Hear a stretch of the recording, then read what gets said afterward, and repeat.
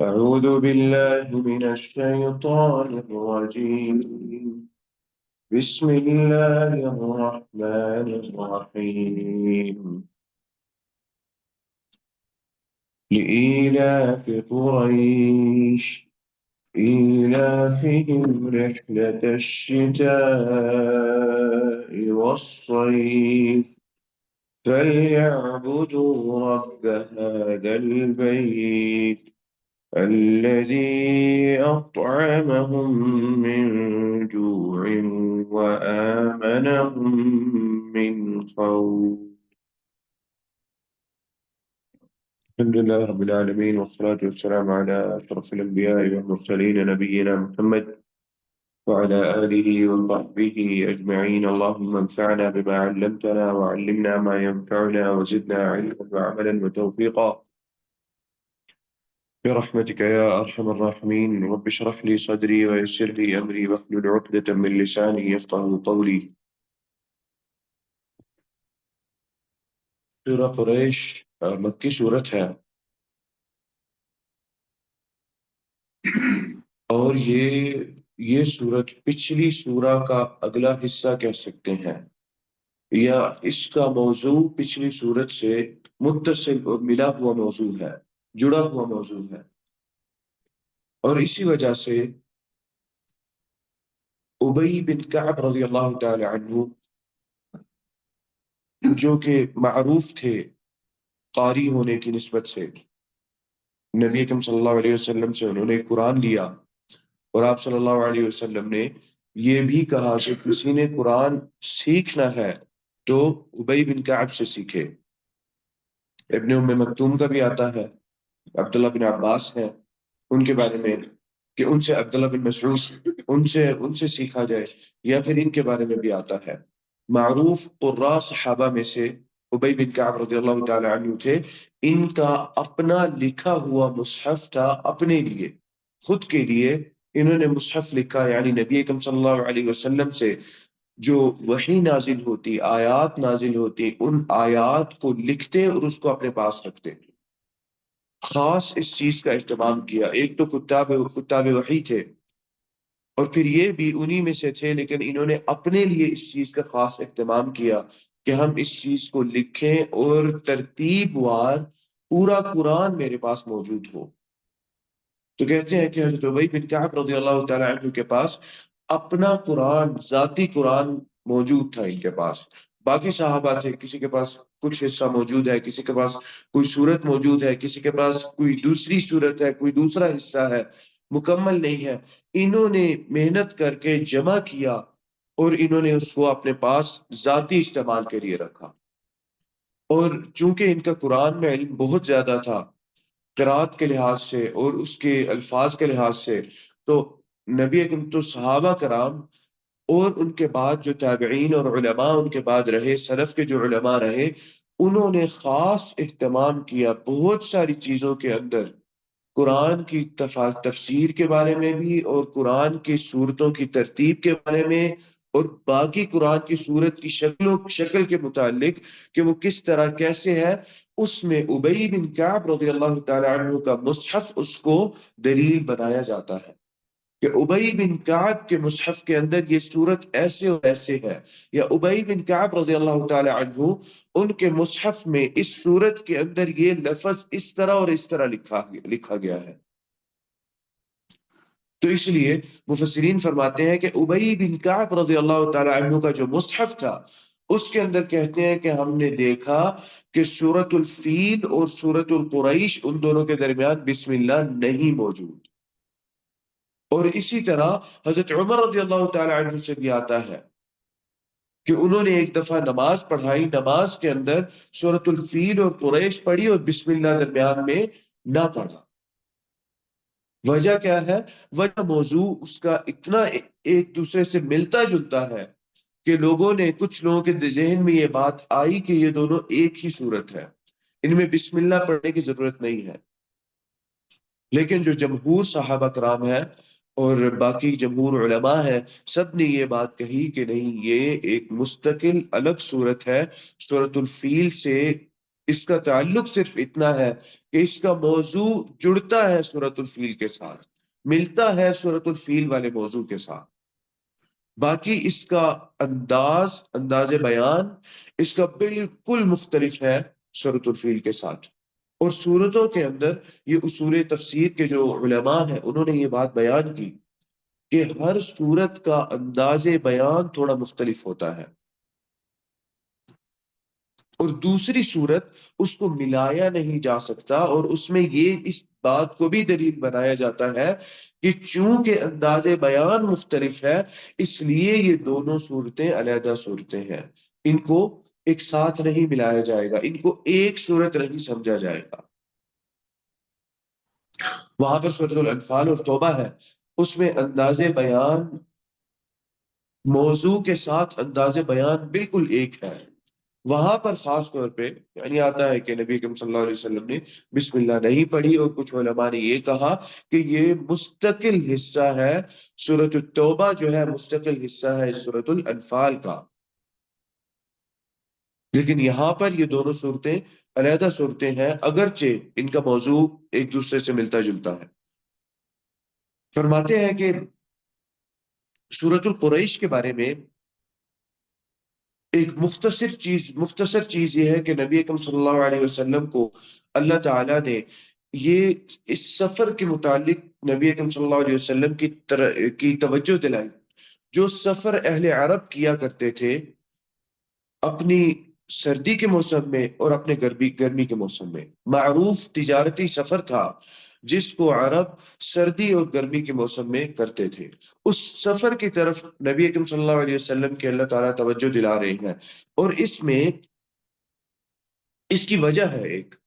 اور وہ وجہ یہ ہے کہ نبی اکرم صلی اللہ علیہ وسلم کے جو جد اعلیٰ ہے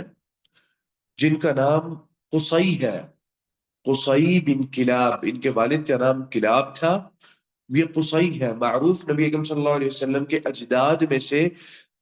معروف جد ہے، معروف جو ہے آپ صلی اللہ علیہ وسلم کے دادا ہیں، ان کے بیٹے تھے عبد مناف اور عبد الدار، یہ دونوں ان کے بیٹے تھے قصی کے۔ قصی کی جو شہرت ہے وہ یہ ہے کہ قصی نے قبیلہ قریش جو تھا، قریش کا جو قبیلہ تھا اس زمانے کے اندر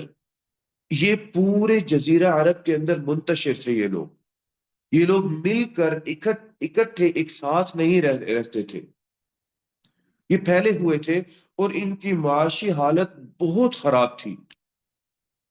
یعنی اتنی خراب تھی کہ فقر اور اس سے بھی نچلے درجے کا معاملہ ان لوگوں کے ساتھ تھا کہ کھانے پینے کو نہیں ملتا تھا ان کو۔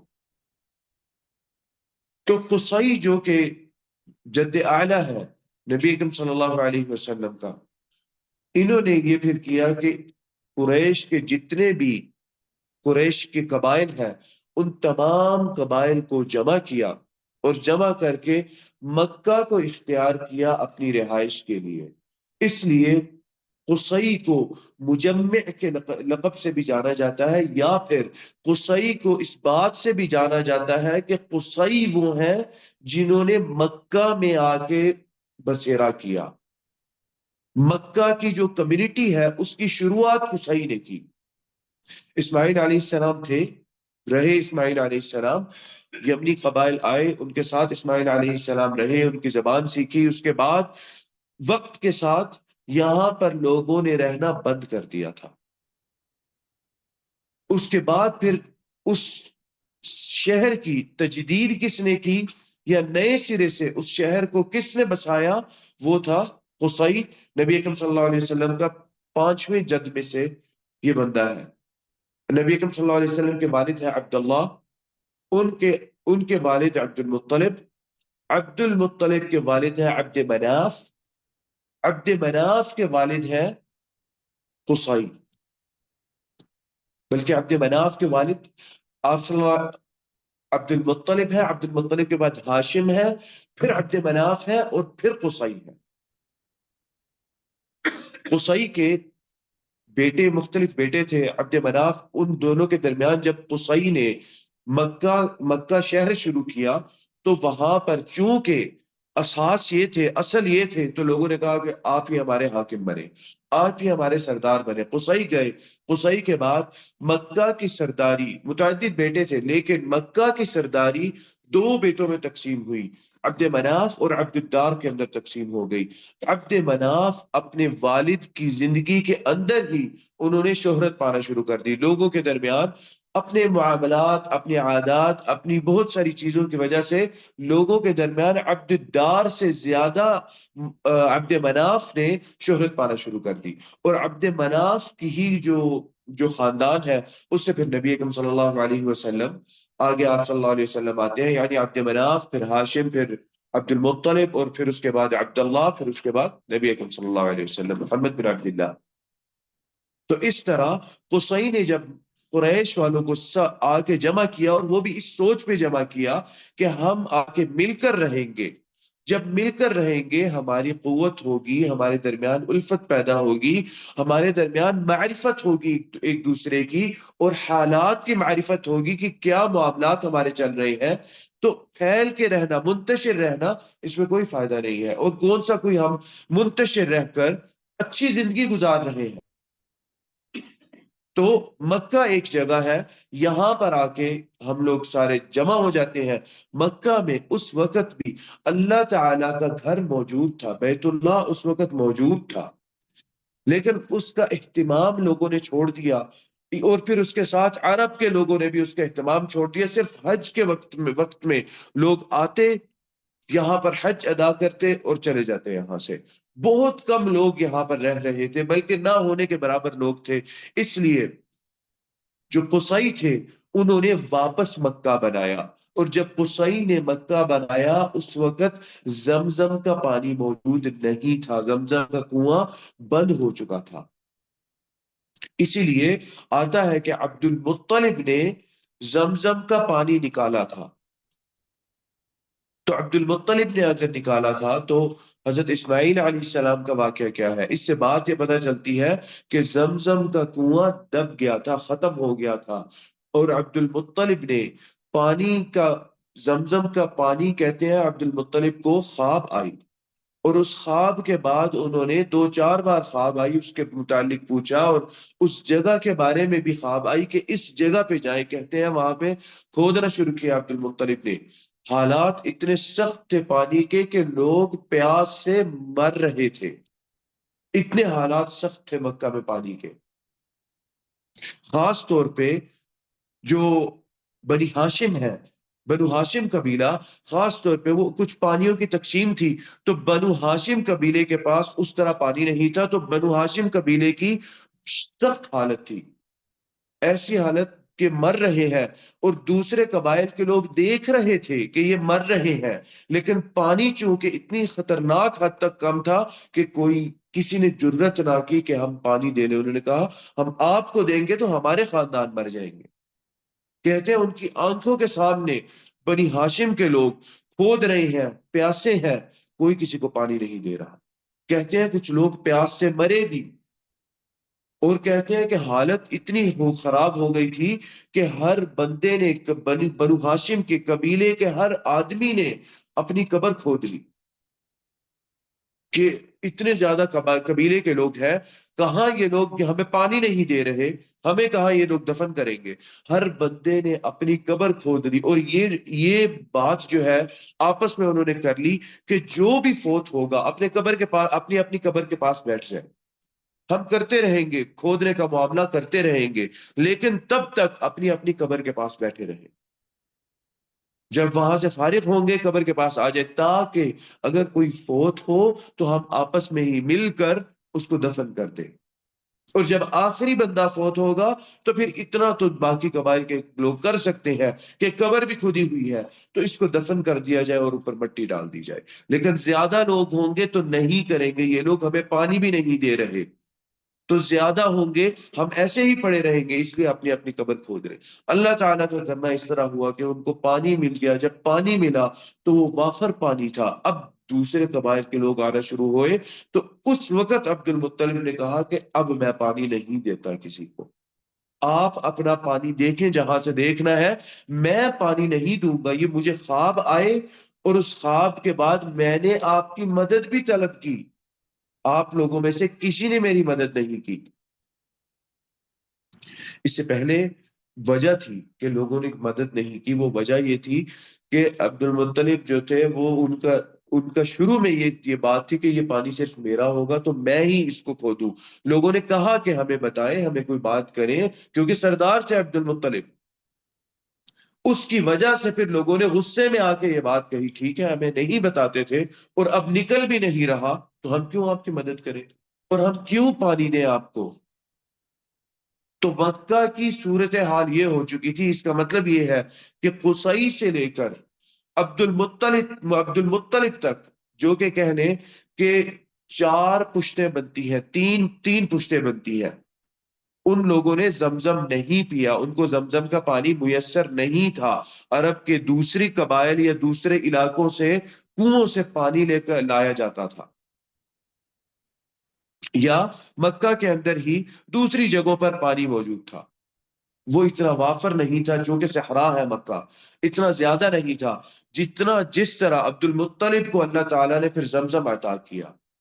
زمزم وافر تھا۔ اس کے بعد کہتے ہیں کہ اس کی تقسیم کے متعلق ایک کاہن عورت کے پاس انہوں نے کہا کہ جی یمن کی فلانی کاہن عورت ہے، اس کے پاس چلتے ہیں، وہ جو بات وہ کہے گی اس بات پر ہم لوگ چلیں گے اور اس طرح عبد المطلب تقسیم کر دیں گے پانی کو، کیونکہ پانی کی حاجت تھی۔ تمام قبائل پھر پیچھے آ گئے کہ بھئی اب ہمیں پانی چاہیے، دیجیے ہمیں بھی پانی، آپ سردار ہیں۔ کس طرح کے سردار ہیں؟ ہم نے تو جو کیا سردار تو ایسے نہیں کرتا۔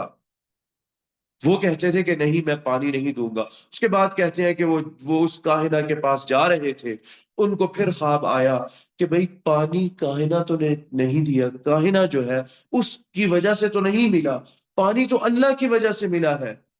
اللہ نے مجھے خواب دکھایا۔ اللہ تعالیٰ کا تصور موجود تھا ان لوگوں میں، اللہ تعالیٰ کی عبادت بھی موجود تھی ان لوگوں میں۔ اسی لیے تو دین ابراہیمی کی بات کرتے تھے کہ ہم دین ابراہیمی پر ہیں، اور ان کے درمیان بت پرستی کو زبردستی داخل کیا گیا۔ عمر بن لحی کا نام کا آدمی ہے جس سے سب سے پہلے اہل عرب کو بت پرستی سکھائی، اور اس کے بارے میں بھی آتا ہے کہ شیطان نے اس کو خواب دکھایا کہ فلانی فلانی جگہ پر جاؤ، ایک جو ہے وہ معبود دفن ہے، ایک فلانا فلانا کرنے والا دھرنے والا ہے، اس کو نکالو، اس کی عبادت کرو تو وہ تمہیں کر کے دے گا۔ اس کے بارے میں کہتے ہیں کہ وہ عزا تھا، اور عزا کی بھی تاریخ قوم عاد تک پیچھے جاتی ہے۔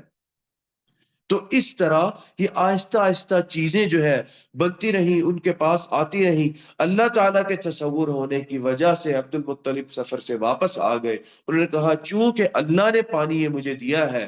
اور میرے اوپر ذمہ داری ہے قریش قبیلے کی، تو انہوں نے پھر پانی کو سب کے لیے وقف کر دیا کہ ٹھیک ہے، اللہ کے لیے وقف کیا کہ اب جو چاہے جتنا چاہے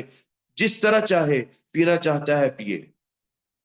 اور اسی وجہ سے ابو جہل اور امیہ ان لوگوں کا یہ بات کرنا کہ یہ پانی ہمارا ہے تم لوگ کیوں پیتے ہو، یہ بڑی بری سمجھی جاتی تھی۔ مکہ کے جو دوسرے لوگ تھے اس کو بڑا برا سمجھتے تھے اس بات کو، اور یہ بات جتاتے تھے جو سردار تھے مکہ کے، ابو جہل اور امیہ بن خلف اور فلانے جتنے بھی تھے، یہ کہتے تھے کہ یہ فلانے غلام ہے یا یہ چھوٹے قبائل ہے، یہ آتے ہیں، یہ ہمارا پانی ہے، ہمارے پانی سے تم لوگ پیتے ہو اور پھر ہماری بات نہیں مانتے، محمد کی بات مانتے ہو۔ نبوت کے بعد پھر یہ بھی بات ایک ہوتی رہی کہ محمد کی بات مانتے ہو اور پانی تم لوگ ہمارا پیتے ہو۔ اس چیز کو برا سمجھا گیا کہ عبد المطلب نے تو اللہ کے لیے وقف کیا، تم لوگ اپنی طرف کیوں نسبت کرتے ہو اس پانی کی۔ تو قصی جو تھے انہوں نے پھر مکہ کی جو ہے اساس رکھی۔ بعد میں ان کا جو حکومت تھی یا پھر ان کا جو جتنا بھی معاملہ تھا وہ 2 بیٹوں میں تقسیم ہوا۔ عبد مناف معروف ہوئے، شہرت زیادہ پائی، اس کے بعد ہاشم اپنے باقی بھائیوں میں معروف ہوئے اور ہاشم نے شہرت پائی۔ اب یہاں پر وہ تجارت والی بات شروع ہوتی ہے۔ عبد مناف نے جب دیکھا کہ اب ہم لوگ، میرے والد نے قبائل کو جمع کر دیا، ہم لوگ ایک ساتھ آ گئے ہیں اور ہمارے کچھ معاملات چل پڑے ہیں، ابھی تک معاملات بڑے سخت تھے قریش کے، اچھے نہیں ہوئے تھے کچھ معاملات، سخت غربت اور فقر قریش پر تھا۔ عبد مناف نے اپنے بھائیوں کے ساتھ مل کر، جو کہ عبد شمس ہے، عبد مناف، عبد شمس اور مطلب، یہ دادا نہیں ہے آپ صلی اللہ علیہ وسلم کے، وہ عبد المطلب تھے، یہ مطلب ہے، مطلب اور چوتھا بھائی نوفل، ان چار بھائیوں نے مل کر ایک تجارتی معاملہ شروع کیا۔ چونکہ اس وقت مکہ مکہ سے لوگ گزرا کرتے تھے، مکہ کا احترام موجود تھا اس وقت، لوگ اس کا احترام کیا کرتے تھے کہ بھئی یہ اللہ کا گھر ہے، اسی لیے حج کے لیے آتے تھے اور سارے معاملات تھے۔ تو آہستہ آہستہ مشہور ہونے لگا کہ ایک قبیلہ ہے جس نے بسیرا کر لیا ہے مکہ میں، اور انہوں نے یہ بات اپنے لیے لازم کر لی ہے، کسی نے ان کو لازم نہیں کی، ان پر یہ بات لازم کر لی ہے کہ وہ اس کا خیال رکھیں گے اور ہر بندے کی ضیافت کریں گے جو وہاں پر آئے گا۔ یہ ہے وہ چیز جس کا اللہ تعالیٰ نے قرآن میں اشارہ کیا تھا، اور یہ بہت بڑی پرانی چیز کو صحیح سے چلی آ رہی تھی چیز۔ اور چونکہ عرب کے اندر بہت احترام تھا کعبہ کا اور حرم کا، انہوں نے کہا ٹھیک ہے، اگر ہم پہلے ہی بری حالت میں ہیں، جمع ہوتے ہیں اتنے محترم جگہ پر، تو ٹھیک ہے جمع ہو جائے ہم لوگ بھی۔ وہاں پر وہ لوگ جمع ہوئے، اور نبی اکرم صلی اللہ علیہ وسلم جو اللہ تعالیٰ نے بات ارشاد فرمائی کہ اجعلتم سقایت الحاج وعمارت المسجد الحرام كمن آمن باللہ، کہ کیا تم لوگوں نے حرم کی رکھوالی اور مہمان نوازی لوگوں کی یہ سمجھ لیا ہے کہ اللہ پر ایمان لانے سے زیادہ افضل ہے؟ اور اس کی اساس یہاں قصی سے شروع ہوئی تھی، جنہوں نے آ کے مکہ کو اپنا شہر بنایا، اس سے پہلے لوگوں نے چھوڑ دیا تھا مکہ کو، اور یہی چیز اساس بنا کر کے یہ جگہ محترم ہے، احترام اس کی جو ہے اب ہم رکھوالی کریں گے۔ اس چیز کی وجہ سے حالات قریش کے اچھے نہیں تھے، لیکن قریش کے لوگوں کے دل میں بڑا احترام بیٹھ گیا کہ اچھا یہ بڑی بات ہے، یہ لوگ ایسی جگہ پر جا کر رہ رہے ہیں جہاں پر پانی بڑا مشکل سے ملتا ہے، کھانا پینا تو دور کی بات ہے۔ تو لوگوں کے دل میں قریش کی بڑی عظمت بیٹھنا شروع ہو گئی، بڑا ان کا احترام بیٹھنا شروع ہو گیا قریش کا۔ تو اس اس چیز پر ایک خطہ انہوں نے بنایا، ایک پلان بنایا عبد مناف نے اپنے چاروں بھائیوں کو لے کر، چونکہ اس وقت جو تجارت تھی ساسانی حکومت ایران کے اندر تھی، ان کی تجارت یعنی جو مشرقی کہہ لیں روم کے سلطنت کے ساتھ، اصل میں اس ساری تجارت کا کنٹرول ساسانی حکومت کے پاس تھا، جو کہ اس وقت ایران میں حکومت تھی۔ لیکن کنٹرول اس کے ساتھ ان کا تجارت پہ ہونے کے باوجود راہ گزر جو تھی وہ مکہ ہی تھا، مکہ کے قریب ساحلی علاقہ وہی تمام تجارتی قافلوں کا راہ گزر تھا، چاہے وہ مصر اور شام جا رہے ہوتے یا وہ آگے روم جاتے، تمام جو قبائل ہیں یا جو وہ تجارتی قافلے ہیں وہ یہیں سے گزرا کرتے تھے۔ اور اس تمام چیزوں کی جو کنٹرول ہے وہ ایرانیوں کے پاس تھا، ایران میں جو ساسانی حکومت تھی ان کے پاس تھا اس چیز کا کنٹرول۔ عبد مناف نے اپنے چاروں بھائیوں کو لیا، چاروں بھائیوں کو لے کر ایک خطے پر عمل کیا، اور وہ خطہ یہ تھا کہ ہم یہاں سے گزرنے والی جتنی بھی تجارت ہے اس کو ہم اپنے کنٹرول میں کریں۔ اب چونکہ پورے عرب ہمارا احترام کرتے ہیں، ہماری عزت کرتے ہیں، ہمارا پاس رکھتے ہیں، تو کیوں نہ ہم اس ساری تجارت کو اپنے کنٹرول میں کریں۔ اور ہو سکتا ہے وہ، چونکہ سارے ادھر سے گزرتے ہیں، اس جگہ کا احترام ہے، اس جگہ کی وجہ سے ہمارا احترام ہے، ہماری بات مانی جانا، وہاں پر لوگ عرب میں قریش کی بات مانا جانا شروع ہو گئی، لوگ قریش کی بات ماننا شروع ہو گئے۔ تو اس چیز کا فائدہ اٹھایا انہوں نے، اور عبد مناف جو ہے ہاشم، یہ بلکہ عبد مناف کے بیٹے ہاشم اور عبد الشمس اور مطلب اور نوفل، عبد مناف کے بعد یہ ان کے بیٹے تھے، انہوں نے یہ کام کیا، اور کام یہ شروع ہاشم نے کیا۔ ہاشم نے اپنے بھائیوں کو جمع کیا، ہاشم غسان کی طرف چلے گئے شام میں، غسان کے ملک کی طرف شام میں، سیریا کے اندر، وہاں پہ جا کے ان سے تجارت کی بات کی کہ بھئی آپ لوگوں کے قافلے گزرتے ہیں، یہ ہماری جگہ ہے، اگر آپ، یعنی بات ہوئی ہے نا کہ کچھ پیش کرنا ہے، انہوں نے ضیافت پیش کی کہ ہماری طرف سے ضیافت ہوگی اور فلانا فلانا اس طرح کی چیزیں ہوں گی۔ انہوں نے کہا ٹھیک ہے۔ تو تجارت کا معاملہ انہوں نے شام کی تجارت اپنی طرف سے کر لی، اور پھر ہاشم نے اپنے بھائی کو عبد الشمس کو حبشہ بھیجا۔ حبشہ اب کون سی جگہ ہے؟ ہم نے پچھلی دفعہ پڑھا ہے، حبشہ سے ابرہہ آیا تھا۔ سورہ جو ہے فیل ہے، اس کے اندر ہم اس کا ذکر پڑھ چکے ہیں کہ جو عرب کے لوگ تھے، عیسائی لوگ تھے، انہوں نے مدد طلب کی تھی نجاشی سے۔ نجاشی چونکہ عیسائی تھا تو نجاشی نے اپنے دو امیر بھیجے، ابرہہ اور اریات، انہوں نے مل کر جو بت پرست تھے، جو کہ زانواس ملک تھا، اس کو ختم کیا۔ وہ بت پرست ملک تھا اور وہ تمام عیسائیوں پر ظلم ڈھا رہا تھا، اس کو ختم کیا۔ تو ابرہہ حبشہ کی طرف عبد الشمس کو بھیجا، جو کہ ہاشم کے چھوٹے بھائی ہے، عبد الشمس کو بھیجا، اور انہوں نے جا کے تجارت کی بات کی کہ تجارت آئندہ ہمارے ذریعے سے ہوگی، چونکہ یہ راستہ اور یہ زمینیں ہماری بنتی ہیں تو ہمارے ذریعے سے ہوگی۔ وہ لوگ بھی مان گئے۔ اس کے بعد انہوں نے اپنے تیسرے بھائی کو یمن کے امراء کی طرف بھیجا، جو کہ مطلب تھا۔ مطلب یمن کے امراء کی طرف گیا، انہوں نے بھی بات مان لی۔ بات کس وجہ سے مانی جا رہی تھی؟ بات اس بیت کے، اس گھر کے احترام میں مانی جا رہی تھی، اور اس کی وجہ سے ان کی امپورٹنس اور ان کی اہمیت بہت زیادہ ہو گئی تھی قریش کی، کہ بھئی یہ لوگ ہیں جنہوں نے ہمت کی ہے، یہ لوگ ہیں جو ضیافت کرتے ہیں، نہ ہونے کے باوجود ضیافت کرتے ہیں، جو بھی جاتا ہے تو کیوں نہ ان کے ذریعے ہی پھر کریں ہم بھی اپنی تجارت۔ اور چوتھا بھائی نوفل، اس کو عراق اور فارس کی طرف بھیجا کہ بھئی یہ راستہ ہمارا ہے، زمینیں ہماری بنتی ہیں تو ہمارے ذریعے تجارت ہوگی، جو بھی تجارت مصر اور شام اور روم کی طرف جائے گی وہ ساری تجارت پھر ہمارے ذریعے ہوگی۔ ان لوگوں نے بھی مان لیا۔ اب معاملہ یہ ہوا کہ مکہ ایسی وہاں پر گزر بسر کی جگہ ہو گئی، ہر تمام قبائل وہاں سے گزرتے، جو ان کے پاس ہوتا وہ بیچتے، دوسرے جو تجارتی قافلے آتے وہ بھی مکہ میں چیزیں بیچتے۔ تو مثلا کوئی شام سے یا کوئی عراق سے تجارتی قافلہ آیا، انہوں نے مکہ میں کچھ بیچا، کچھ خریدا، جو انہوں نے بیچا دوسری تجارتی قافلہ آ کے وہاں سے وہ چیز خریدتا اور اپنی چیزیں بیچتے۔ تو مکہ ایک طرح سے اس وقت، جیسے کہ آج بھی مختلف ممالک کے لوگ ہیں، مختلف ممالک کے تجار ہیں، مختلف ممالک کا سامان ہے، تو اس وقت بھی ہاشم عبد مناف کے جو چار بیٹے تھے، انہوں نے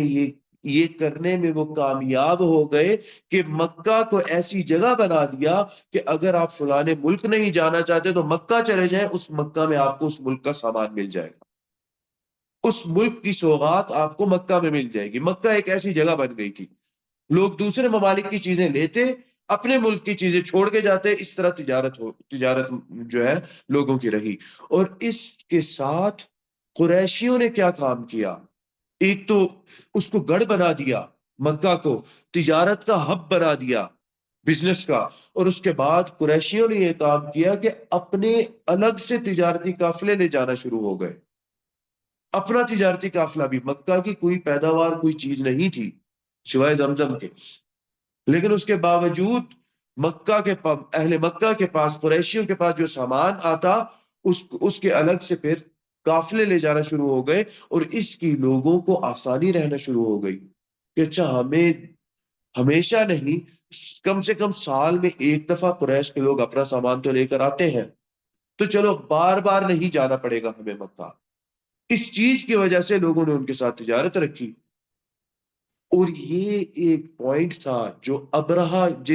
پچھلی دفعہ ہم سورۃ الفیل کے اندر اس کی طرف نشاندہی کی کہ ابرہہ اس چیز کو ختم کرنا چاہتا تھا، کعبہ گرانے کو تو اس نے بہانہ بنایا۔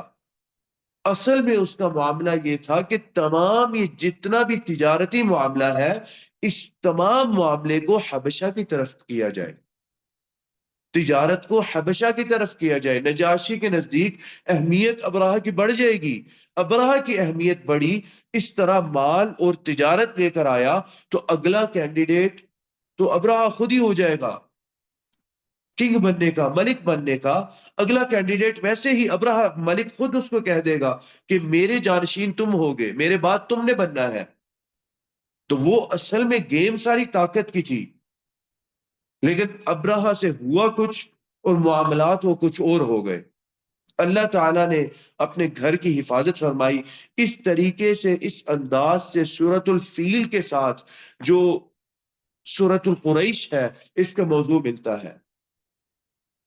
ان بھائیوں نے مل کے، اب دیکھیں یہ خطہ بھی تیار کرنا بڑا بڑی حکمت والی بات ہے اور بڑی ذہانت والی بات ہے، اور لوگوں سے تعلقات قائم کرنا، کہتے ہیں یہ چاروں بھائی تعلقات قائم کرنے میں بہت اچھے تھے، اسی وجہ سے تمام لوگوں نے وہ بات قبول کی، ان لوگوں کی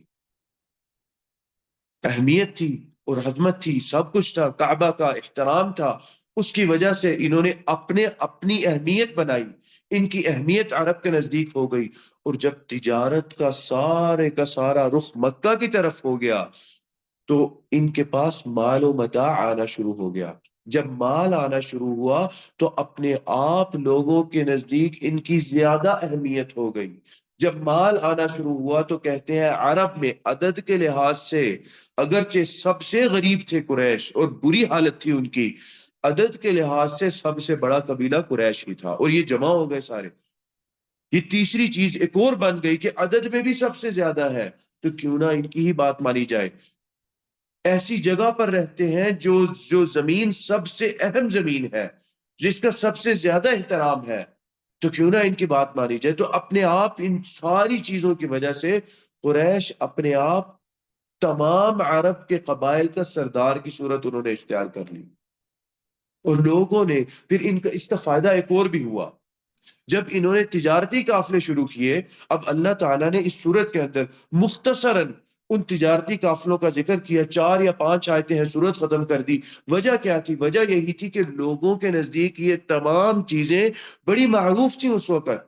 بہت مشہور تھی کہ بھئی ہمارے دادا جو تھے انہوں نے کیا کیا، کس طرح ہمارے داداؤں نے ایک ساتھ لے کر جمع کیا، تجارت شروع کی، ہماری مالی حالت بہتر ہوئی۔ یہ اس نعمت کی طرف اللہ تعالیٰ اشارہ کر رہے ہیں، اور اشارہ کر کے واپس اللہ تعالیٰ عبادت کی طرف لے کر جائیں گے کہ پھر عبادت جو ہے اس میں شرک کیوں کرتے ہو۔ دیکھیں تمام مسئلہ، تمام چیز،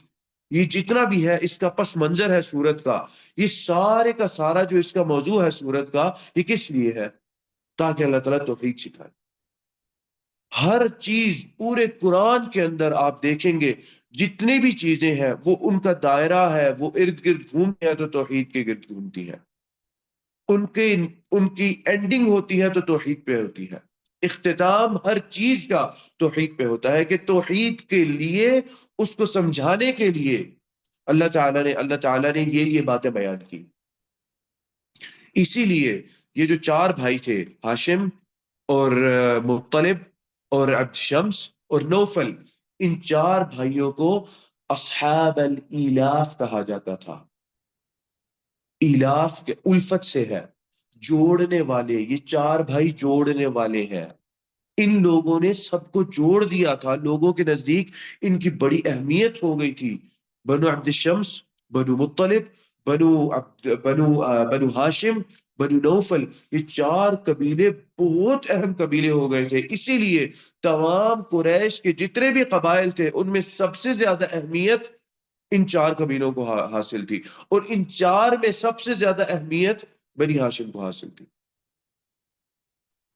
اور آپ صلی اللہ علیہ وسلم نے اس سب سے اہم قبیلے کو اختیار کیا، اور نبی اکرم صلی اللہ علیہ وسلم کو اس قبیلے میں آپ صلی اللہ علیہ وسلم نے بھیجا، اس قبیلے کی طرف آپ صلی اللہ علیہ وسلم کی نسبت رہی، بنو ہاشم۔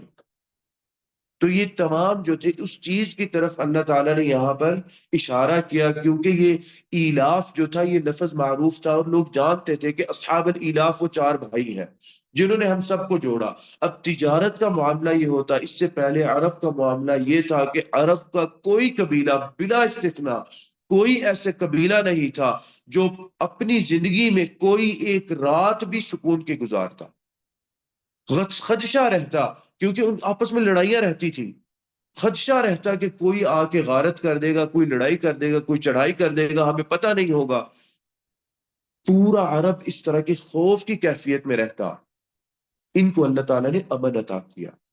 وہاں پر رہے، کوئی قبیلہ ان کو ہاتھ نہیں لگاتا تھا۔ یہ قریش کے لوگ ہیں، ان کا مال حرام ہے ہمارے اوپر، ان کی جانیں حرام ہے ہمارے اوپر۔ وہاں کے ڈاکو، چور، قاتل وہ بھی ان کا احترام کرتے اور ان کی ضیافت کرتے کہ بھئی یہ قریشی لوگ ہیں، ان کو ہاتھ نہیں لگانا ہم نے۔ اس طرح ان کی جان و مال وہ امن میں آ گئی، اور ان کے تجارتی قافلے، ایک بچہ بھی تجارتی قافلہ لے کے جاتا، ان کو پتا چلتا ہے قریش کا ہے، وہ پورا راستہ آرام سے وہ چل کے جاتا، اس کو کوئی خدشہ، کوئی ڈر نہ ہوتا کہ مجھے کوئی پکڑ لے گا درمیان میں، جو کہ عادت تھی عرب کی، آرام سے اور اسی وجہ سے ان کے اندر یہ تجارت اور فقر تھا کہ انہوں نے آپس میں یہ بات نہیں رکھی تھی، ایک دوسرے کو قتل غارت کر کے مار کے ایک دوسرے کا مال لے لیتے۔ اگر اسی طرح چلتا رہتا تو تجارت کیسے ہوتی؟ تجارت کے لیے تو جانا پڑتا ہے، قافلے پہنچ ہی نہ پاتے، نہ یمن میں نہ عراق میں کہیں قافلے پہنچ نہ پاتے۔ تو اس وجہ سے ان کو اصحاب الالاف کہا جاتا ہے، ان کی وجہ سے پھر بہت سارا امن جو ہے وہ برپا ہو گیا پورے جزیرہ عربیہ کے اندر، جتنا بھی جزیرہ عرب ہے، اور اسی چیز کی طرف پھر اللہ تعالیٰ نے اشارہ کر دیا۔ اللہ تعالیٰ فرماتے ہیں لِإِيلَافِ قُرَيْشٍ، اللہ تعالیٰ نے یہ لام ہے، لام یہاں پر تعجب کے لیے، کچھ علماء نے کہا کہ تعجب کے لیے، اصل میں ایلاف ہے لفظ لِإِيلَا، اللہ تعالیٰ نے تعجب کا لام ہے یا تعلیل کا، علت بیان کرنے کا لام ہے، کچھ لوگوں نے اس کو تعجب کا لیا ہے۔ اللہ تعالیٰ نے ارشاد فرمایا، کہتے ہیں لِإِيلَافِ قُرَيْشٍ، قریش کے لوگ ان میں الفت ہوئی، وہ مانوس ہوئے ایک دوسرے سے، یا مانوس کر دیا گیا ان کو ایک دوسرے سے آپس میں اور پورے عرب میں۔ اور اللہ تعالیٰ کا ہی یہ فضل تھا کہ یمن میں گئے تو یمن کے عمراء نے بات مانی، غسان گئے تو شام کے لوگوں نے بات مانی، عراق اور فارس گئے تو وہاں کے لوگوں نے بات مان لی۔ یہ اللہ کا ہی فضل تھا کہ الفت اللہ تعالیٰ نے عطا کی، اور اللہ تعالیٰ نے وہ نعمت ان کو عطا کی جس کی وجہ سے ان کی یہ آج مالی حالت تھی۔ سب سے امیر قبیلہ قریش کا قبیلہ ہو گیا تھا اس کے بعد،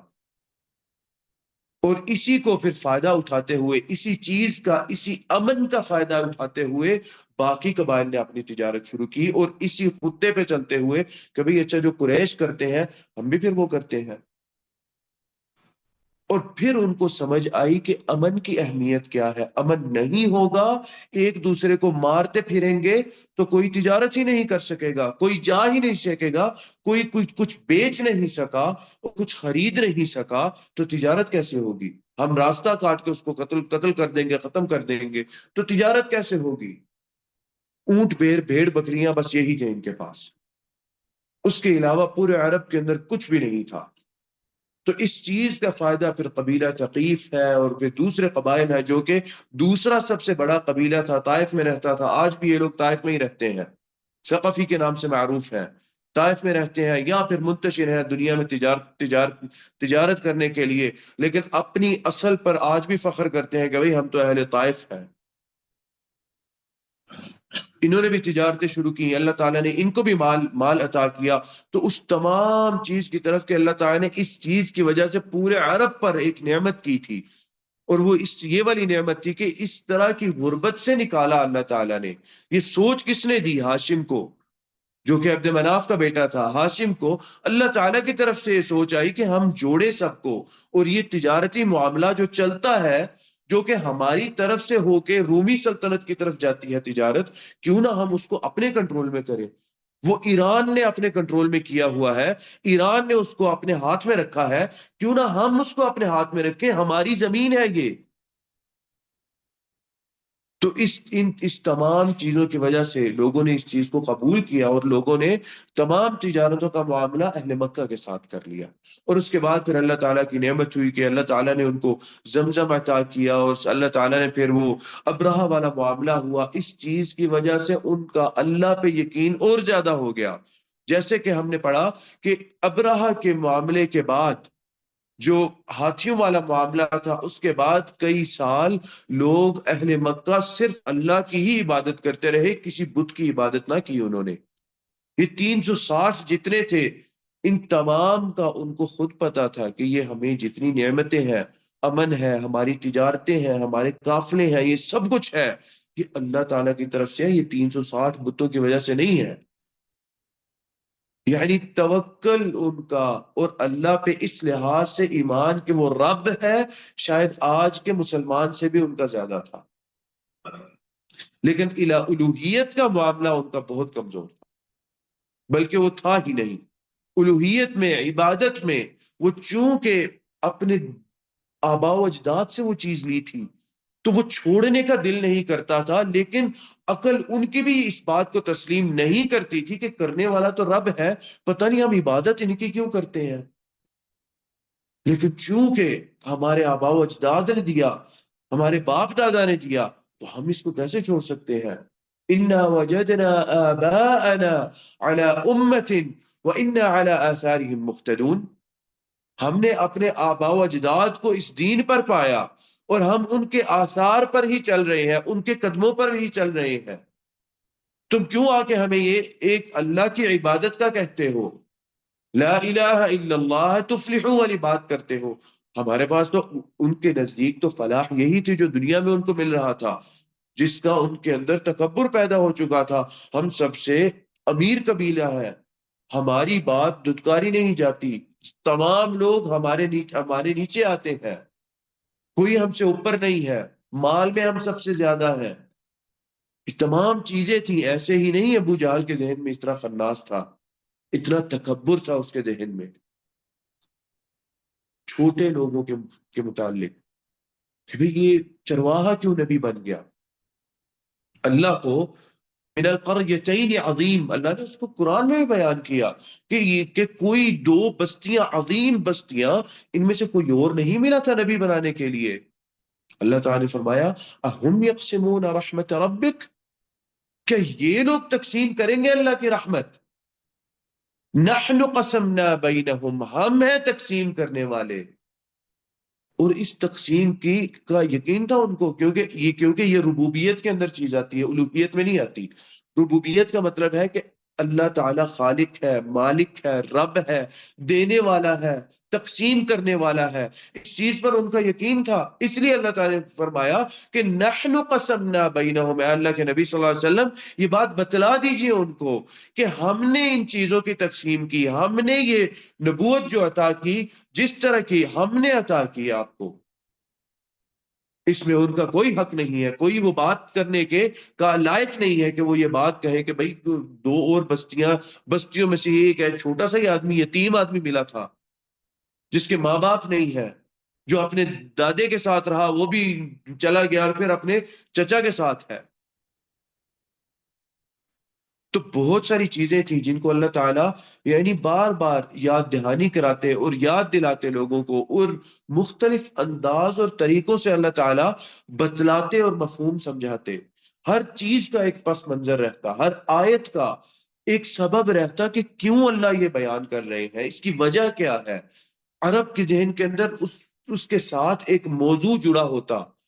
ایک واقعہ یا ایک حادثہ جڑا ہوتا اس کے ساتھ۔ اس چھوٹی سی صورت کے اندر یہ پورا اتنا بڑا موضوع جڑا ہوا تھا، جو قریش کی کس طرح ان کی تجارت شروع ہوئی۔ تو کیا یہ اللہ کی نعمت نہیں ہے؟ چونکہ اللہ تعالیٰ نے ان کو مانوس کیا، ایک دوسرے کے ساتھ جوڑ دیا، ملا دیا۔ یہ سوچ کس نے دی؟ اللہ نے دی۔ وہ صلاحیت جوڑ دینے والی کس نے عطا کی؟ اللہ تعالیٰ نے عطا کی۔ ایلافہم رحلۃ الشتاء والصیف، اس کے بعد اللہ تعالیٰ نے کہا کہ وہ مانوس کیا ہم نے ان کے درمیان دو رحلہ کہتے ہیں کسی جانے سفر کو، دو سفر کو مانوس کر دیا، شتاء جو سردی کا ہے سفر، وہ صیف اور جو گرمی کا سفر ہے اس کو ہم نے مانوس کر دیا ان لوگوں کے درمیان، آسان بنا دیا، سہل کر دیا۔ اور وہ آسانی اور سہل کرنا یہ تمام چیزیں جو گنوائی ہیں اس کی وجہ سے تھا۔ لوگ احترام کرتے، کوئی ہاتھ نہ لگاتا، کوئی کسی چھوٹے سے بچے کو ہاتھ نہ لگاتا، ان کے مال کو ہاتھ نہ لگاتا۔ قریش سے ابھی مکہ سے آ رہے ہیں یہ لوگ، یہ ضیافت کرتے ہیں ہماری۔ قریش نے بھی یہ رکھا، گنڈا آتا، چور آتا، جو بھی آتا، اللہ کے گھر آ رہا ہے ہم ضیافت کریں گے، ہم یہ نہیں کہیں گے تم تو یہ ہو، تم تو فلانے ہو، نہیں ہم نہیں کریں گے۔ دشمنیاں پالنے والی بات تھی، ان کو بھی پتا ہم نے تجارتیں کرنی ہے۔ یہ خطہ اس طرح کا پورا من نہیں ہے، یہاں پر ایسے نہیں ہے کہ آپ جا کے فلانی پناہ لے لو، فلانی پناہ لے لو، صحرا ہے مر جائیں گے یہاں پر، کہیں کہیں کسی ڈاکو سے بھاگے، صحرا کے اندر بھاگے مر جائیں گے۔ راستے پر رہنا ہے، راستے بنائے ہوئے تھے، اور وہ راستے کب بنے؟ فلانا راستہ ادھر سے ادھر جائے گا، فلانے ملک کو جاتا ہے، فلانے ملک کو جاتا ہے، فلانے قبیلے جاتا ہے، فلانے ساحلی علاقے جاتا ہے، فلانا راستہ فلانے ساحلی علاقے جاتا ہے۔ ان راستوں سے ہٹ کے صحرا تھا، اس وقت بھی صحرا تھا، حالانکہ جانتے تھے وہ لوگ صحرا کو، راستہ پتہ لگ جاتا تھا، لیکن اس وقت بھی صحرا تھا، ڈر تھا، پتہ تھا مر جائیں گے ہم لوگ۔ لیکن اس حکمت عملی پر چلے، ٹھیک ہے اللہ کے گھر آئے ہو، جس طرح بھی ہو، جیسے بھی ہو، تمہارے معاملات تم اور تمہارا رب جانے، ہمارے پاس تم آئے ہو، تم ہمارے اور رب کے مہمان ہو، ہم تمہاری ضیافت کریں گے۔ یہ معاملہ انہوں نے رکھا ہر بندے کے ساتھ، اور اللہ تعالیٰ نے ان کو، ان کی تجارتیں اور ان کے تمام معاملات چلائے رکھے۔ لوگوں کا ان کے پاس آنا، لوگوں کا مکہ آ کر رہنا، جیسے لوگ بڑے ممالک جاتے ہیں کمائی کے لیے کہ روزی کمائیں گے، رزق کمائیں گے، دوسری جگہوں پر جاتے ہیں، اس وقت مکہ بن چکا تھا وہ والی جگہ۔ مصعب بن عمیر یہاں کے نہیں تھے، رومی تھے، الگ الگ جو ہے الگ قبائل کے لوگ تھے، بہت سارے لوگ تھے جو یہاں سے نہیں تھے۔ وہ لوگ یہاں پر کس لیے آئے؟ وہ یہاں پر کمانے کے لیے آئے، تجارت کرنے کے لیے آئے، ان کو پتا تھا مکہ سے افضل جگہ کوئی نہیں ہے، یہاں پر ایڈجسٹ ہونا بہت مشکل تھا، کوئی بیٹھنے ہی دیتا تھا۔ کون ہو؟ قریشی نہیں ہو؟ کیوں بیٹھنا چاہتے ہو؟ کس لیے؟ آپ کو اپنی اہمیت دکھانی پڑتی، میں کس وجہ سے یہاں پہ بیٹھنا چاہتا ہوں، میں کیا کر سکتا ہوں۔ مصعب بن عمیر کے ساتھ یہی تو بات تھی کہ انہوں نے کہا ہم نے تمہیں سب کچھ دیا، ہم نے سب کچھ کیا، تم یہاں آ کر اس کے محمد کے دین پہ چل پڑے ہو، دے دو سارا کچھ، ہمارے زمین پہ آ کے ہماری کمائی کر کے تم نے سارا کچھ کیا، کر دو سب کچھ واپس ہمارا۔ یہ ٹھیک ہے، لینا لے لو، اس دین سے نہیں پیچھے ہٹنے والے، جاؤ مدینہ جانے دو ہمیں۔ آپ صلی اللہ علیہ وسلم نے استاد بنا کر بھیجا مدینہ پہ۔ آگے اللہ تعالیٰ ارشاد فرماتے ہیں، اس رحلہ جو وہ سفر ہے سردی کا اور گرمی کا، اس کی طرف اشارہ فرمایا۔ سردی کا سفر جو تھا وہ ان کا ہوتا، جب سردی آتی تو وہ لوگ سفر کرتے یمن کی طرف، یمن گرم تھا، یمن گرم رہتا، تو وہ رحلت الشتاء ہو گیا۔ صیف والا جب ان کے پاس گرمی ہوتی تو یہ شام چلے جاتے، شام میں ٹھنڈ ہوتی، موسم کا لطف اٹھاتے۔ اور اس چیز کا وہی بات ہے، یہ نعمت تھی، اور یہ تجارتی معاملے کی وجہ سے اللہ تعالیٰ نے ان کو عطا کی تھی۔ یہ نہ ہوتا تو یہ تو ادھر ہی بھٹکتے رہتے، بس اپنی جان کے ہی، ہر رات اپنی جان کو ہی دیکھتے رہتے کہ کہیں آج نہ مارے جائیں، کہیں اس طرح نہ ہو جائے۔ یہی حال تھا اصل میں عرب کا۔ تو تمام عرب کو ایک الگ رخ دکھایا دنیا کا، ایک الگ چیز دکھائی دنیا کی۔ اور اس کے بعد پھر اللہ تعالیٰ نے نبی اکرم صلی اللہ علیہ وسلم مبعوث فرما دیا ان کے اندر، اور پھر آپ صلی اللہ علیہ وسلم ایک اور رخ اللہ تعالیٰ کے ذریعے، اللہ تعالیٰ نے نبی اکرم صلی اللہ علیہ وسلم کے ذریعے عرب کو دکھایا کہ اس طرح معاملات ہوتے ہیں، پھر اخلاقیات اور بہت ساری چیزیں ان کو سکھایا اور علم عطا کیا اللہ تعالیٰ نے۔ تو یہ ہے رحلت الشتاء والصیف، اور اس کا پس منظر، سارا پس منظر یہ ہے جو نعمت اللہ تعالیٰ یاد دلا رہے ہیں۔ اگلی آیت اللہ تعالیٰ فرماتے ہیں یہ کس لیے ہے؟ فَلْيَعْبُدُوا رَبَّ هَذَا الْبَيْتِ، تاکہ وہ عبادت کریں رب هذا البیت،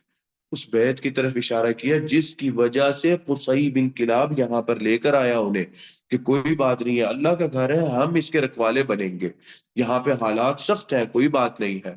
ٹھیک ہوں گے، لیکن ہم رکھوالے بنیں گے اس کے۔ اس چیز کی طرف اشارہ کر رہے ہیں کہ یہ تمہارے دادے نے بات کی، اور یہ بات سب کو علم ہے کہ یہ رب ہے، اس گھر کا جو رب ہے وہ الہ ہے، وہی رب ہے، وہی خالق و مالک ہے۔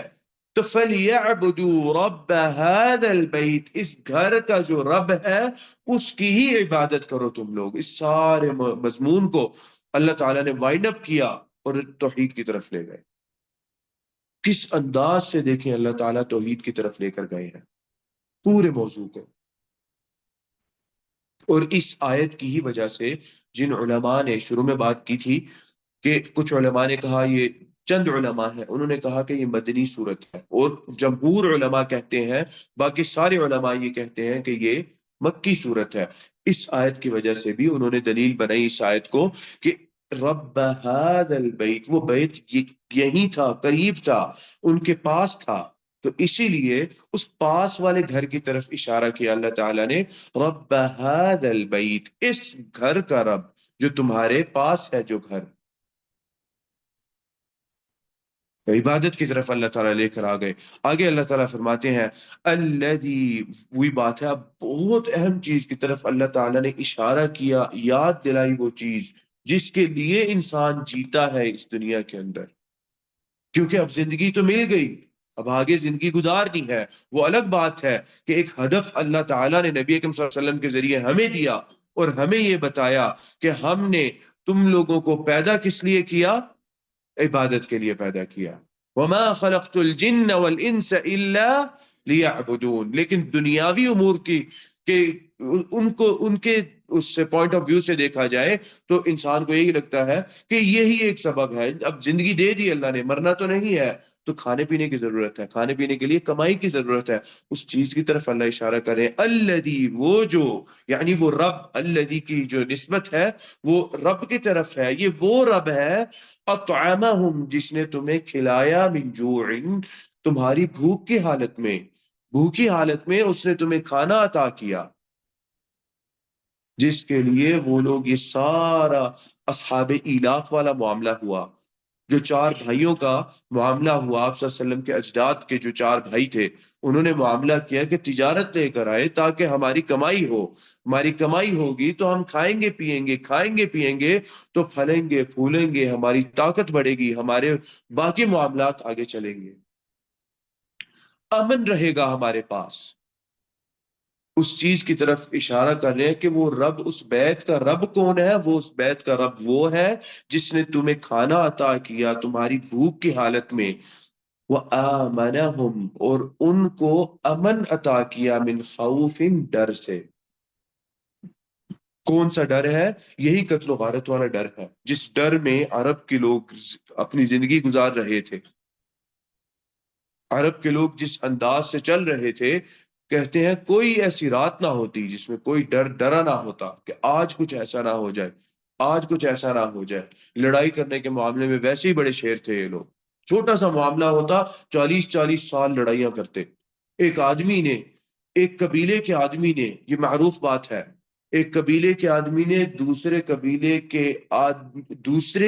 قبیلہ کا آدمی کے اونٹنی کو گالی دے دی تو اس کے پیچھے 40 انہوں نے لڑائی کی،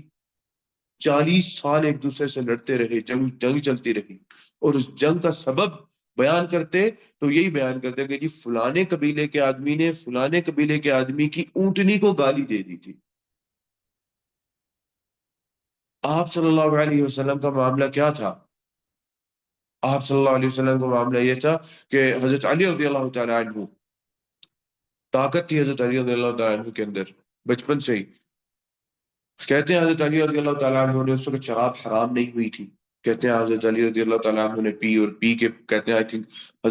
حضرت ابو بکر کی اونٹنی تھی، اس کے ٹکڑے کر دیے جا کے سارے۔ حضرت ابو بکر ناراض ہوئے، پریشان ہوئے، وہ بولے کہ تم نے یہ کر دیا۔ حضرت علی رضی اللہ تعالیٰ عنہ اپنے جلال میں جواب دے کر کے دکھا تو کیا کرنا چاہتا ہے، آپ صلی اللہ کے پاس چلے گئے۔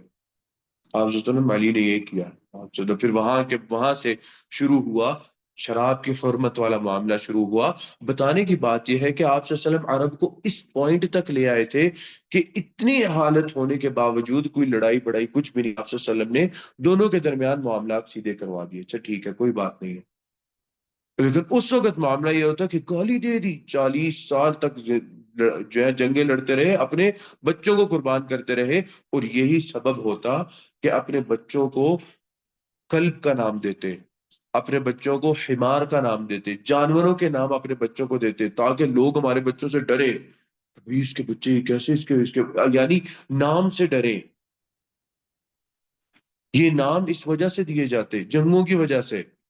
تاکہ پھر اپنی شجاعت دکھائے گا، اپنی طاقت اور بہادری دکھائے گا جنگوں کے اندر، اس لیے بھی یہ والے نام رکھے جاتے تھے۔ ان کے درمیان یہ نام رکھنا ایک طرح سے فخر تھا۔ کوئی کلب کہے، دیکھیں آپ صلی اللہ علیہ وسلم کے اجداد میں ہے کلاب نام ہے، کلاب جمع ہے کتے کی، کلب کی جمع ہے۔ جو قصی کا والد تھا وہ کلاب ہے، قصی بن کلاب بن مرہ، مر کڑوے کو کہتے ہیں۔ اس طرح کے نام رکھتے تاکہ یہ والی چیز پیدا ہوتی ان کے اندر، میرے تو بچے ایسے ایسے ناموں کے دکھائیں گے تمہیں، یہ کریں گے، وہ کریں گے۔ تو اس سوچ کو ختم کیا آپ صلی اللہ علیہ وسلم نے، اور آمنہم من خوف والی بات اللہ تعالیٰ نے عطا کی آہستہ آہستہ کر کے، اور پھر اس امن کو آپ صلی اللہ علیہ وسلم نے نبی اکرم صلی اللہ علیہ وسلم کے ذریعے جس انداز سے سکھایا، وہ کسی قوم کو اس کا تصور بھی نہیں تھا اس چیز کا۔ آپ صلی اللہ علیہ وسلم نے یہ بات ارشاد فرمائی، من اصبح منکم آمنا فی سربه معافا فی جسده عنده قوت یومه فکأنما حیزت له الدنیا بحذافیرها، جو تم لوگوں میں سے امن کی حالت میں صبح کرے، لیکن اللہ تعالیٰ آپ صلی اللہ علیہ وسلم نے اس چیز کی طرف اشارہ کیا جس کا ڈر تھا ان کو، کہ ہماری صبح ہی نہیں ہوگی، ڈرے ہوئے سوتے تھے کہ کوئی آئے گا، اور اسی طرح ہوتا، آتے قتل و غارت کر دیتے، بچوں کو قتل کر دیتے، عورتوں کو قتل کر دیتے، مال لے کے واپس چلے جاتے۔ یہ سیم معاملہ تھا جو یہ چنگیزیوں نے کیا،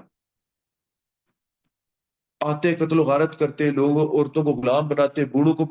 قتل کر دیتے، کوئی فائدہ نہیں ہے ان کو قتل کر دو، بچے ہیں چھوٹے بچے ہیں ان کا بھی کوئی فائدہ نہیں ہے، ان کو بھی قتل کر دو، درمیانی عمر کا بچہ ہے اس کو لے لو، اور ادھر سے پیسہ اٹھایا، حکمرانی چاہیے تھی، کوئی حکمرانی نہیں چاہیے، چنگیز خان یہ کام کرتا تھا، کوئی زمین چاہیے، کوئی زمین کی حکومت کچھ نہیں چاہیے، واپس جا کے اپنی زمینوں پہ جا کے زندگی گزارنا شروع کر دیتے، جانوروں کی زندگی،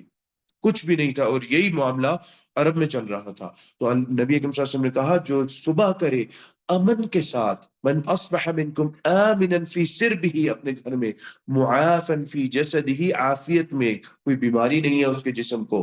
عنده قوت یومہ، ایک دن کا کھانا ہے اس کے پاس۔ ہمیں ڈر لگا رہتا ہے، مہینے کا کھانا ہوتا ہے اس کے باوجود ڈر لگا رہتا ہے، ایک دن کا کھانا ہے اس کے پاس، وہ ایسا ہے جیسا کہ اللہ تعالیٰ نے دنیا کے خزانے اس پہ کھول دیے ہیں۔ اتنی زیادہ اہمیت ہے ان چیزوں کی، امن کی اتنی زیادہ اہمیت ہے، یہ سوچ پہ نبی اکرم صلی اللہ علیہ وسلم نے دی ان لوگوں کو، اور ان کے نزدیک اہمیت تھی اس چیز کی، پتا تھا بد امنی کیا چیز ہوتی ہے۔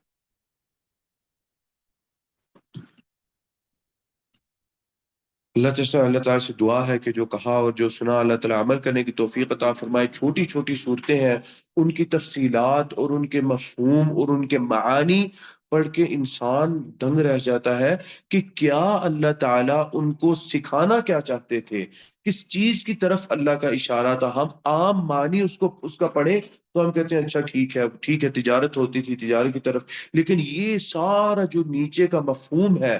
جو اس کا پس منظر ہے، کیا اللہ سکھانا کیا چاہتے ہیں، کیوں اتنا مختصر بیان کر دیا، ان کو اس چیز کا علم تھا، معرفت تھی ان کو کہ یہ ہے، 1 2 3 4 5 6 7 8، یہ سارے سٹیپس ہیں، یہ والے ہیں جن کا تعلق ان 4 آیتوں کے ساتھ۔ بہترین اللہ تعالیٰ نے بہت اعلیٰ انداز سے لوگوں کو اللہ تعالیٰ نے سمجھانے کی کوشش کی، اسی لیے علماء اس چیز پر بہت زیادہ زور دیتے ہیں کہ ہم لوگ قرآن پڑھیں، سمجھیں، اس کی تفسیر کو پڑھیں، لوگوں کو سنیں، اس کے معانی اور مفہوم کو جانیں۔ اللہ تعالیٰ سے دعا ہے کہ اللہ تعالیٰ ہم سے ان تمام چیزوں کو قبول فرمائے۔ بسم اللہ الرحمن الرحیم، الحمد للہ رب العالمین والصلاة والسلام، الحمد للہ رب العالمین الرحمن الرحیم مالک یوم الدین، ایاک نعبد و ایاک نستعین، اهدنا الصراط المستقیم صراط الذین انعمت علیہم غیر المغضوب علیہم ولا الضالین آمین۔ اللهم اغفر لنا ما قدمنا وما أخرنا وما أسررنا وما أعلنا وما أنت أعلم به منا، أنت المقدم وأنت المؤخر، لا إله إلا أنت۔ یہ کانفرنس ہے امت اصلاح امت کانفرنس ریاض میں ہے. کہاں پر ہے یہ؟ جالیات بدیہ کے اندر ہے. جالیات بدیہ میں ہے یہ. آج ہی ہے 1 نومبر جمعہ. مشائخ آئیں گے، سید ابو ایوب عمری اور شیخ عبد المالک مجاہد صاحب اور شیخ مظفر حسین مدنی صاحب، اور جو مہمان خصوصی ہوں گے یہ دمام سے ہیں، منیر قمر صاحب ہوں گے، اور پھر مختار احمد محمدی مدنی صاحب ہوں گے. باقی شیخ توصیف الرحمان ہیں، شیخ سلیم ساجد مدنی ہے، شیخ انعام اللہ عبد الصمد ہے، شیخ اکبر علی شمس الدین ہے، مشائخ ہیں. تو جو چاہیں اس کانفرنس میں شرکت کرنا موسٹ ویلکم ہے، شرکت کریں. اچھے علماء ہیں، اچھے لوگ ہیں. اور نماز عصر کی نماز کے بعد سے وقت شروع ہے. آج ہی ہے انشاءاللہ. جالیات بدیہ کے اندر ہی ہے یہ. جی جالیات بدیہ میں ہی ہوگا. رب ارحمهما كما ربياني صغيرا، رب ارحمهما كما ربياني صغيرا، رب ارحمهما كما ربياني صغيرا. اللهم انصر إخواننا المسلمين في كل مكان، اللهم انصر إخواننا المسلمين في كل مكان، اللهم انصرهم على عدوك وعدوهم، اللهم انصرهم على عدوك وعدوهم، اللهم انصرهم على عدوك وعدوهم. ربنا تقبل منا إنك أنت السميع العليم، وتب علينا إنك أنت التواب الرحيم. وصل اللهم وسلم على نبينا محمد وعلى آلہ وصحبہ اجمعین. یہ بھائی ہیں، اللہ تعالیٰ ان کو جزائے خیر عطا کرے. انہوں نے بس اپنا تھوڑا سا یہ بات کی ہے کہ درس کے درمیان لوگ سو رہے ہوتے ہیں تو گھر جا کے لوگ سو جائیں، درس میں آنے کا فائدہ نہیں ہے. اللہ تعالیٰ جزائے خیر عطا کرے، ان کو برکت دیں اللہ تعالیٰ. السلام علیکم ورحمۃ اللہ.